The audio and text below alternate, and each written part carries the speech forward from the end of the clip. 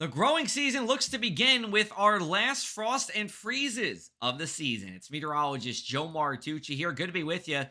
Let's take you through our watches and warnings for this area in the dark blue. That is a freeze warning in effect until 9 a.m. on Wednesday here. That includes places like Corvallis, Oregon, and Albany, Oregon as well. Then we have a frost advisory for Salem going into Portland, Oregon, getting pretty much right towards the beaches and then on up into places like Longview, Washington until 9 a.m. on Wednesday. The reason for this cooler weather is because we have a trough of upper level low pressure in British Columbia that brings some cooler air our way. But notice we transition into those warmer colors in southern Oregon.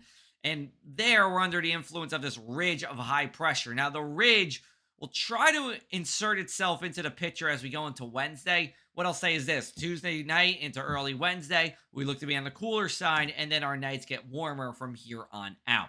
Here's a look at our forecast temperatures. We're in the 50s at 5 o'clock this afternoon. Pretty typical. We go into the 40s, and then we'll take you to 3:30 a.m. Temperatures creeping closer to 32.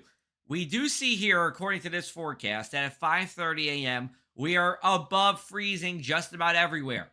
That doesn't mean we're not going to see a frost. We do expect widespread frost, regardless if we see a freeze or not here. And that would be around from about 5 a.m. or so to 8 a.m. And then we rise it on up from there. We get into Wednesday afternoon. We see temperatures in the 60s for the valley areas, 50s along the beaches. And then our Wednesday night to Thursday morning low temperatures should be well above 32 degrees. I don't even expect a frost as we go into our Thursday. Now, there are a couple of rain showers around this evening, but otherwise it's a mainly clear sky. Because of that clear sky, along with some lighter winds, we can cool off pretty quickly. It's called radiational cooling, where the heat from the day can escape straight into outer space. We go into Wednesday and then now Thursday here, and we remain dry across the area.